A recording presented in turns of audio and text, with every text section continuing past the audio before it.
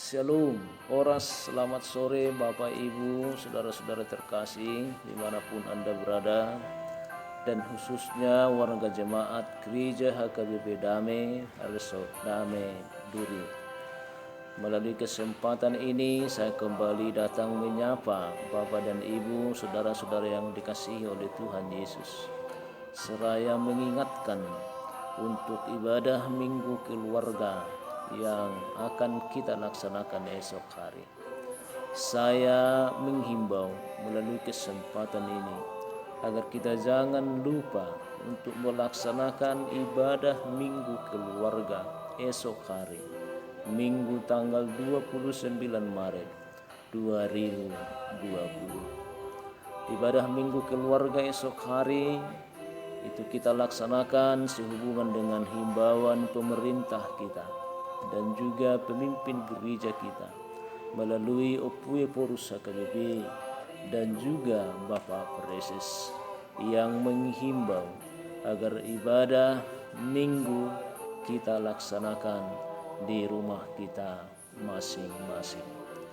Bapak dan Ibu, saudara-saudara yang dikasihi Tuhan Yesus, warga jemaat HKBP Damai, Resort Damai Duri, acara ibadah sudah disediakan oleh gereja kita dan sudah disalurkan kepada seluruh warga jemaat melalui Amangina Parhalado sektor.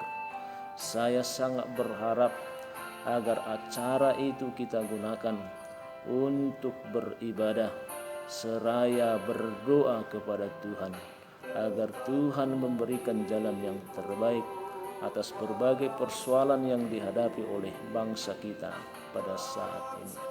Saya mengusulkan Bapak dan Ibu agar ibadah esok hari kita laksanakan pukul 9 pagi secara serentak di rumah kita masing-masing.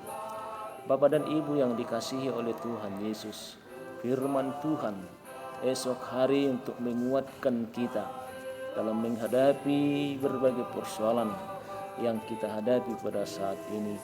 Kita akan mendengarkan firman Tuhan yang didasarkan dari 2 Petrus 1 ayat 1 sampai dengan ayat yang ke-9. Dalam firman ini Bapak Ibu yang terkasih, kita mendapati bahwa Rasul Yesus pada zamannya itu, khususnya Rasul Petrus, ternyata mengalami pergumulan yang sangat berat akibat dari pengajar-pengajar palsu yang datang menghadang pelayanannya.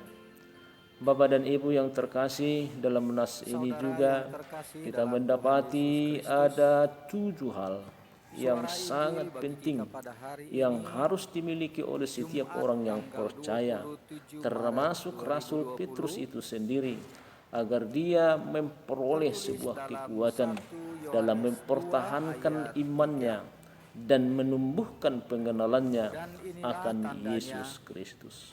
Ketujuh hal tersebut adalah yang pertama, kebajikan. Dalam bahasa Yunani disebut sebagai arete, yang artinya keberanian atau keuletan. Kebajikan ini adalah keberanian kita untuk menyaksikan iman kita di hadapan manusia, terutama pada masa-masa yang sangat sulit. Tentu konteks ini Bapak Ibu yang terkasih sangat relevan dengan situasi yang kita hadapi pada saat ini, dengan kehadiran COVID-19 virus corona yang menyebar di seluruh bangsa-bangsa di dunia. Dalam situasi ini Bapak Ibu yang terkasih, kita sangat penting untuk memiliki kebajikan sebagaimana yang Petrus jelaskan di dalam nats ini. Yang kedua Bapak Ibu yang terkasih, yaitu pengetahuan. Dalam bahasa Yunani disebut gnosis. Pengetahuan ini adalah kemampuan kita untuk menangani kehidupan kita dalam mengambil keputusan dengan tepat, benar, efisien, serta cepat. Pada saat ini juga Bapak Ibu yang terkasih, pengetahuan ini hendaknya dimiliki oleh setiap orang yang percaya. Hendaknya ada di dalam diri setiap orang yang percaya pengetahuan yang benar akan Yesus Kristus. Yang ketiga Bapak dan Ibu yang terkasih adalah penguasaan diri. Dalam bahasa Yunani disebut sebagai agretheia. Penguasaan diri ini adalah kemampuan untuk mengontrol semua keinginan kita.